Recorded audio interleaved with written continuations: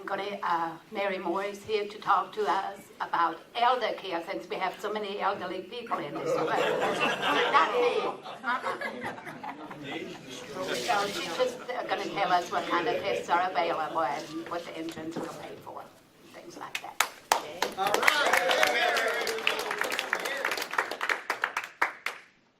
Keep our timber red.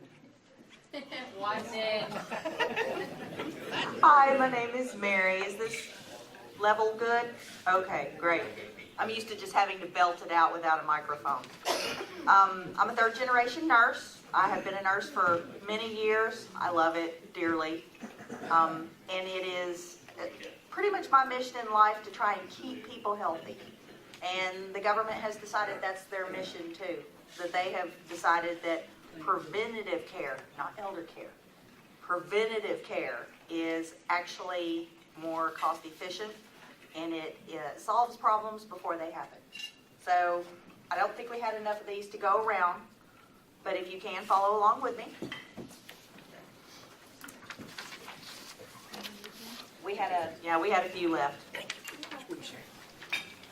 So what we used to do is everybody used to go to the doctor when you were sick.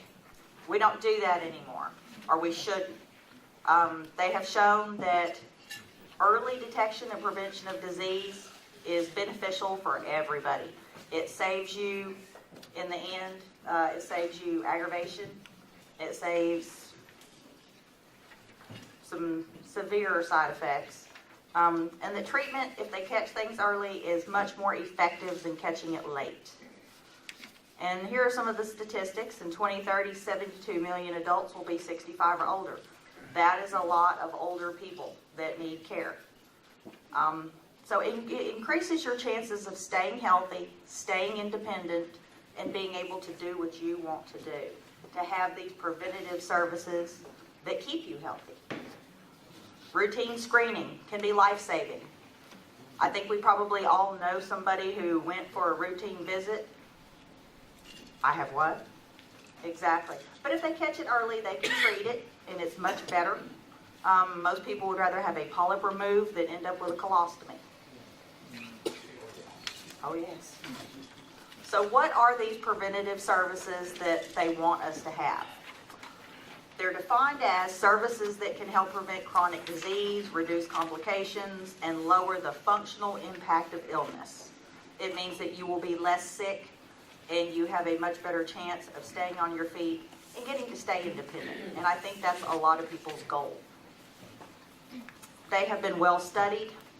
These ones that they have absolutely recommended, the benefits of having the screening outweigh the risks of the procedure. Flu and pneumonia vaccines, you hear a lot about those. Cholesterol tests, colorectal cancer screenings, breast cancer screenings, diabetes screenings, osteoporosis screenings, smoking cessation screenings, Hep B vaccines. Did everybody get their flu shot? Yes. Yay! So we're not doing wonderfully well on the preventative services, getting everybody access and getting everybody 100% covered with these things. A lot of this is based on the Affordable Care Act and things that they put in place for the Affordable Care Act. With a new president, some of these things may be changing. I'm not sure. But right now, that's one of the few good things that the Affordable Care Act did, is it did make it where you can get some of these routine screenings and some of these visits with no copay, no deductible. So it doesn't cost you anything out of pocket to actually get some of these services that are really important to have. We're not doing too well on getting 100% coverage. It shows that only 25% adults are up to date on services. That means you have all your screenings, all your vaccines, everything they say that you need to have. And less than 50% of adults 65 and older are up to date. So that means half of us don't have everything we're supposed to have. Anybody familiar with Healthy People 2020? That's one of those every 10 years they come out with these goals that are to improve the general welfare of our population. one of their goals for 2020 is to increase the percentage of people up to date on the core services, which is the cancer screenings, the diabetes screenings, by 10%. So there are big differences between racial and ethnic groups. 44% of African Americans did not receive their flu vaccine, only 29% of white people. So there are some access problems, some income problems. They're looking at addressing these. Low-income people and those who live in rural or remote areas are less likely to receive preventative care. Well, if you have to drive 100 miles to the doctor for a flu shot, yes, chances are less likely you'll get one. What are some of the barriers to care? They've done tons of studies on this. Well, transportation, obviously. If you can't drive anymore, then you have to arrange a ride. Finances. People can't pay for it, can't afford the gas, can't afford to get a ride. Personal beliefs. Some people do not believe in vaccines. The time and the hassle. Sometimes doctor's visits can take you all day, and you wait for hours and hours. Not knowing what you're supposed to have done. So this is some of the things that we're going to talk about today. That way, knowledge is power, and you'll know what you're supposed to have so that you can work on getting all these things addressed. Sometimes doctors don't recommend enough preventative care. Ask. Well, hey, I've never had a colon cancer screening. Is it time? So they come up with these innovative programs to remove some of these barriers, the lack of transportation, the lack of funds. They have come up with sickness prevention achieved through regional collaborations. Basically what that is it's service groups like this one, like the Rotary Club, like these various organizations. They are organizing community affairs to get people out, and they make it like a health fair. Where they set people up to get these various services. They have fun events. They have shuttle services. So one of the things they looked at doing that was very successful, they had a farmer's market where you could come and get vegetables and get a flu shot and make yourself an appointment for a mammogram, all at this same visit with a shuttle service.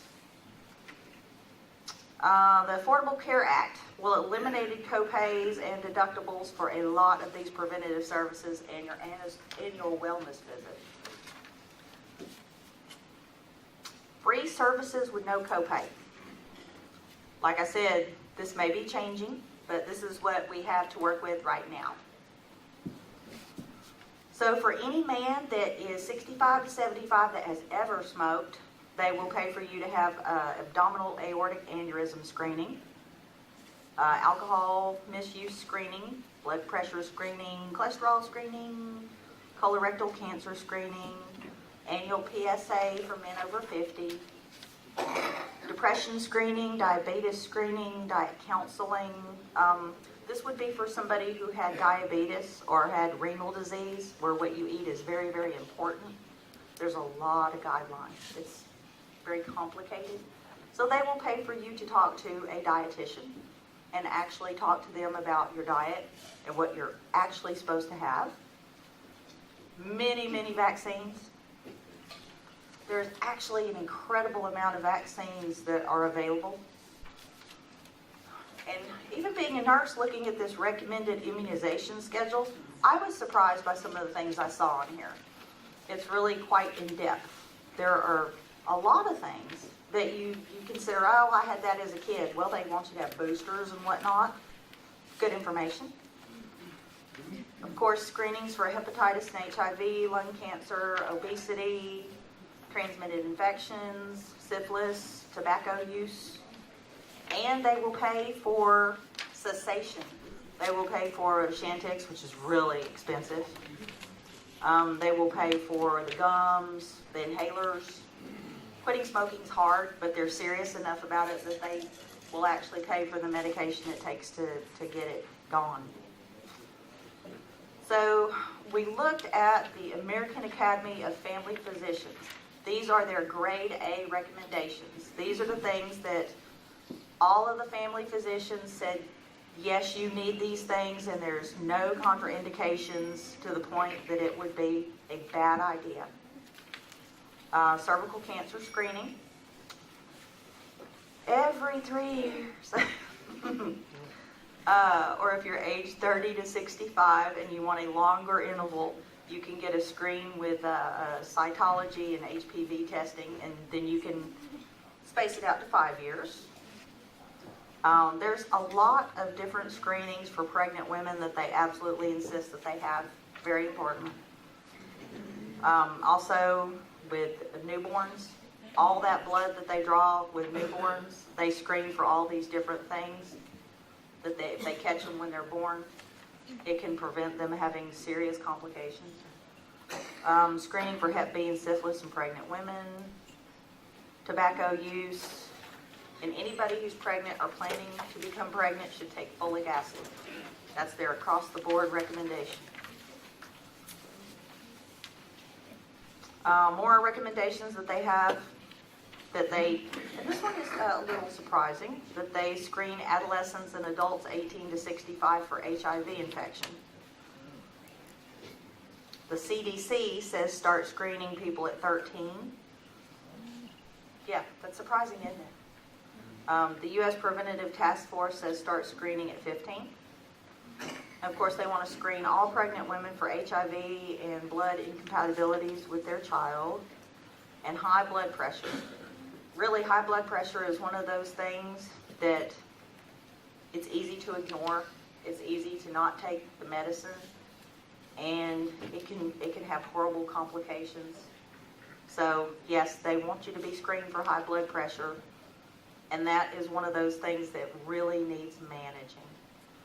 But part of the reason that they want you to take blood pressure readings when you're at home, when you're relaxed, some people get white coat syndrome. They go to the doctor, they see the white coat, blood pressure shoots up. But every time I check it at home, it's normal. So they want you to check your blood pressure when you're just sitting, when you're not doing anything stressful. Men 35 and older and women 45 or older, they want you to be screened for lipid disorders. The high cholesterol, they have found that high cholesterol is one of those things you really have to watch and manage. And if you have a big family history of coronary heart disease, they want to start screening you for high cholesterol in your 20s. Bone density tests. These are covered by traditional Medicare, no copay, no deductible. It's just a simple x-ray. It's not painful. They don't poke you with anything. Women that are determined to be estrogen deficient, which is postmenopausal, or that have had a hysterectomy, or at risk for osteoporosis. Anybody who has any vertebral abnormalities, scoliosis, whatnot, if you have had to be on steroids for more than 3 months, anybody with hyperparathyroidism, hyperthyroidism, anything like that that could cause a abnormality in your calcium,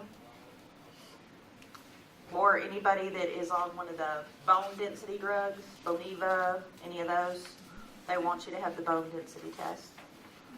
Mammograms. Oh, the dread. But they are important.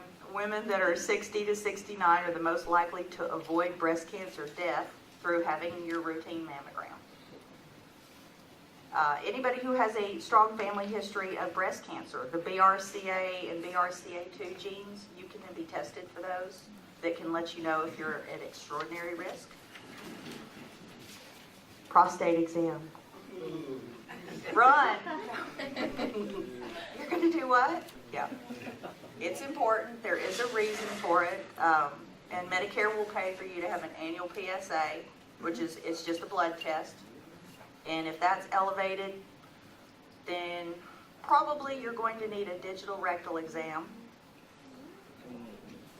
Copay and deductible applies to this, but it is necessary to feel for nodules.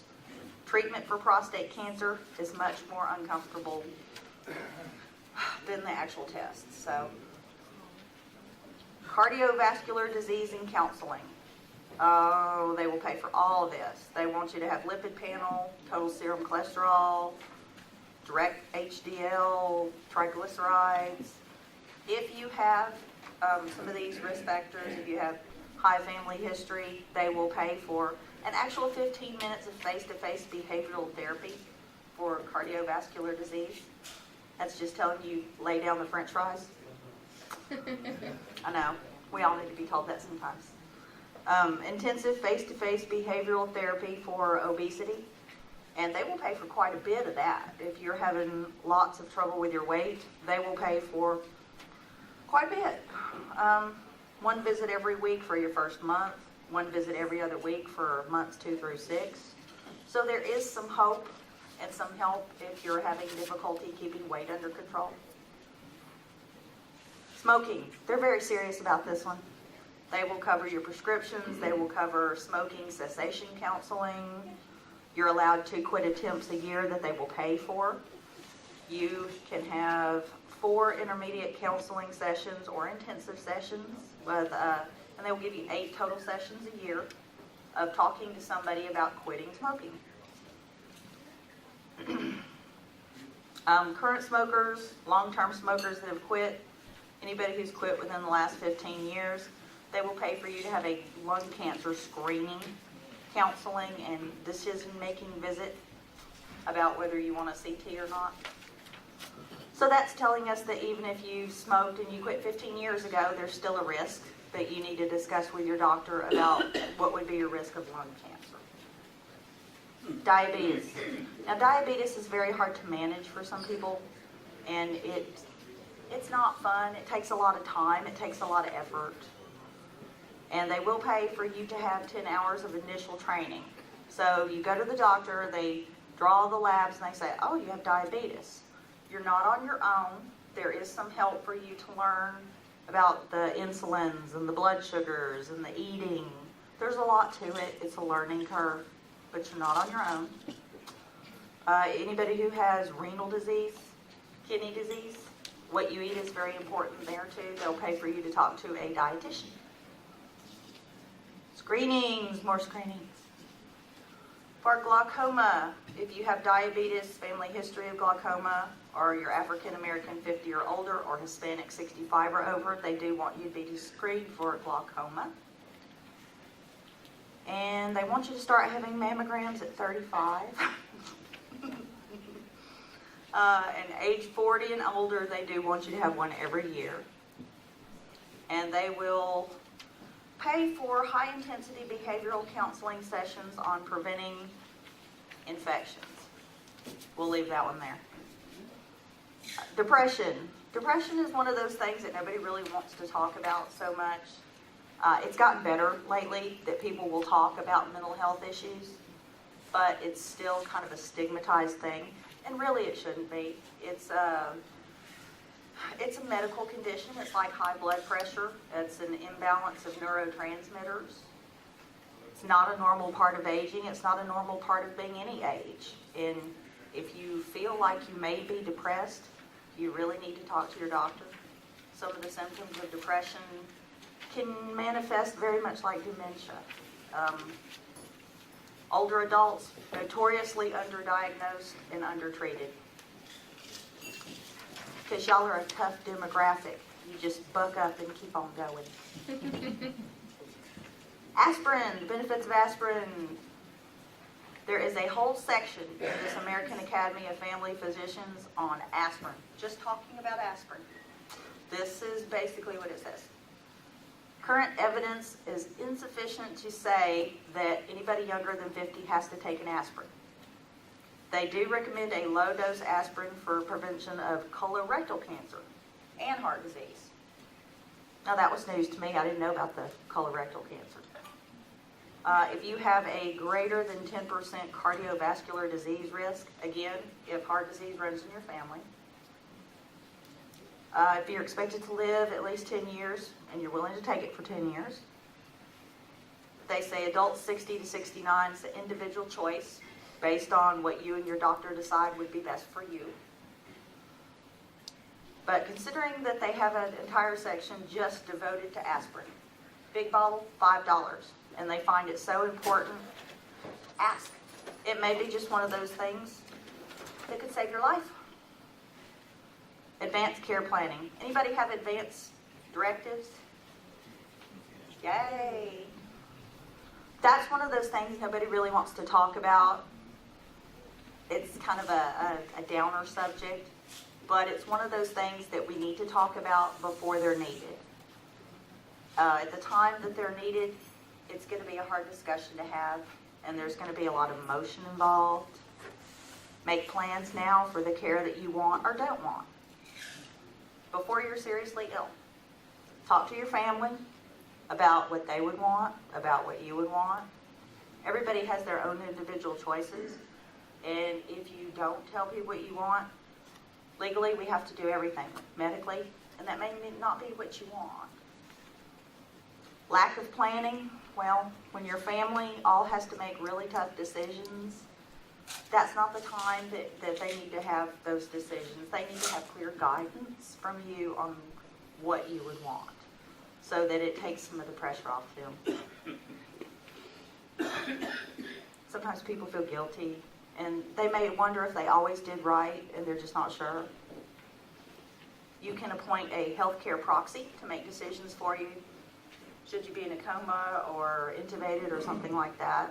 That way they can say, no, this is what he wanted. Give a copy to your kids, your doctor.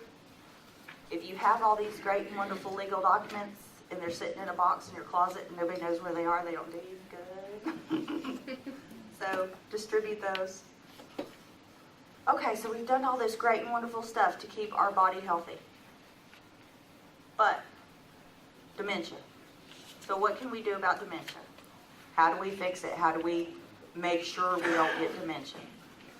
Well, there's no one thing that they found. There's no magic pill yet. I really wish there was. This is what they've said.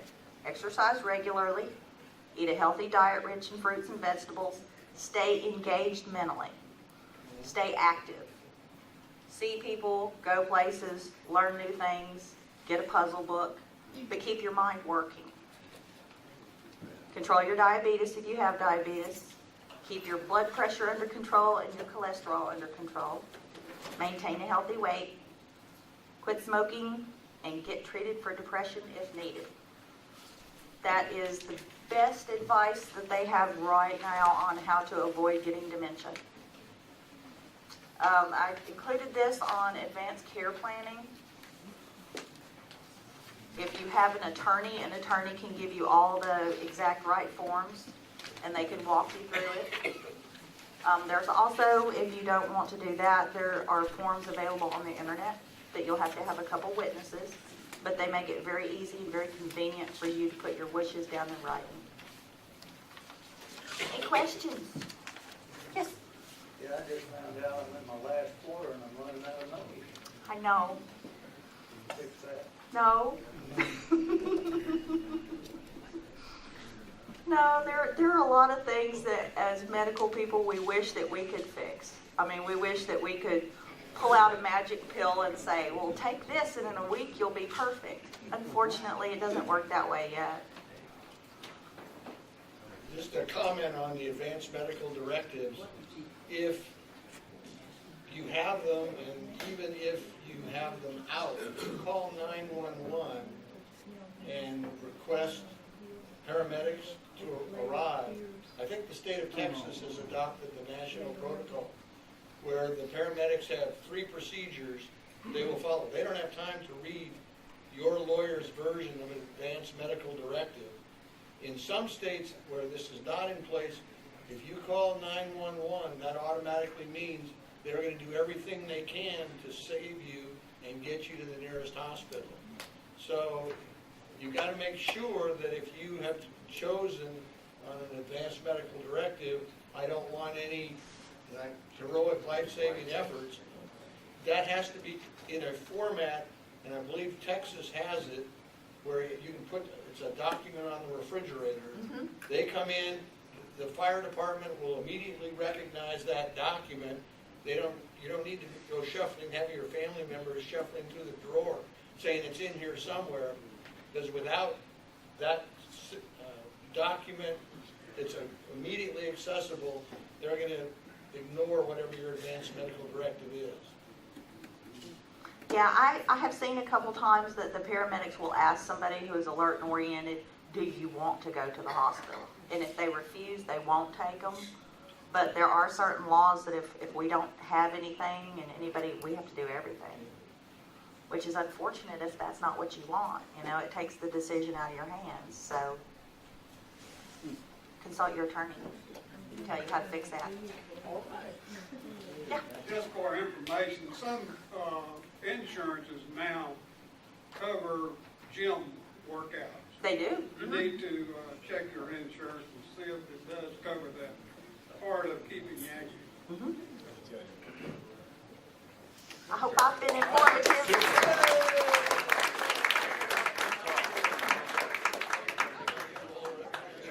Very good talk. Yeah. Mitch, can you take the picture? Oh, you got it? Yeah, Benny's Stand in front of the banners there.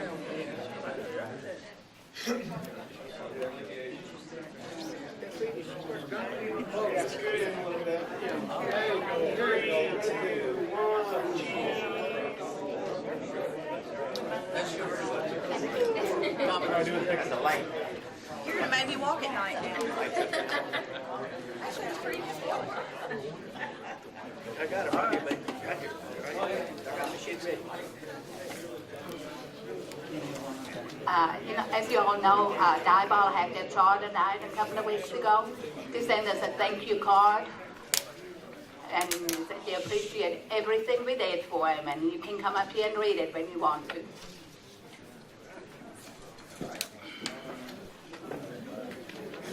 All right, we go to the fall raffle, and I hope you'll stick around a few more minutes, and we get it done. Okay, first of all, I'll make it quick, but thank you to everybody who sold these. We have 467 tickets brought back. It's going to be a profitable year once again. Thank you very much. It's for a good cause, and we really appreciate your help. Mike's going to draw, and I'll call. All right, for the Remington 700 ADL, we've got Joe Scott Evans in the first. Number 2 for the Remington 725-06, Alan LeBlanc. Hey, Alan. Number 3.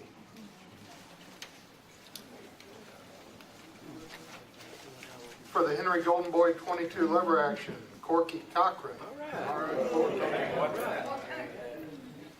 Number 4 for the Savage Axis 2250, we've got Kyle Kendrick.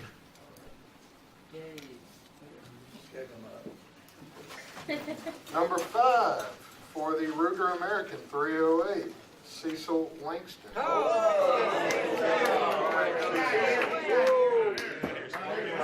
He was here.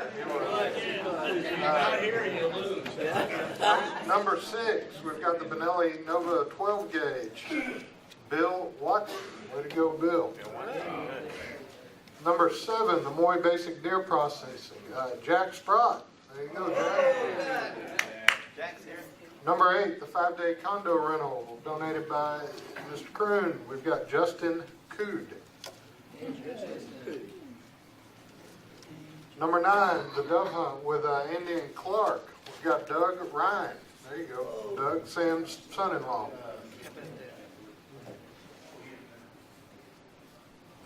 Number 10, we got the deer stand that Art and Red Barn partner on to build. Dennis or Pam Moore. Way to go, Dennis or Pam.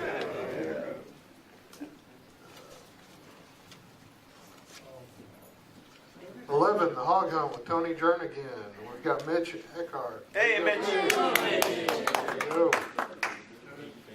There you go. Number 12, turkey hunt with Tony Jernigan. Russell Thomas. There you go, Russell. 13, we've got an Orca cooler donated by Peter's Tractor. Thank you, Jimbo. We've got Christy Sullivan. There you go, Christy, with the chamber. 14, we've got 500 pounds of deer corn from Livingston Feed and Farm. Andy Evans, there you go, Andy. And the last is a $200 gift card to Academy. And we have Tom Brown. Way to go. Good. All right, guys, thank y'all very much. I have the gift cards for the guns with me. If you're a winner there and you want to give them to your ticket winner, just come see me. I'll be up here for a little bit. I'll create certificates for the rest of the prizes and use the phone numbers on those to contact the people. But again, thank y'all very much. Can't do it without your help. Thank you.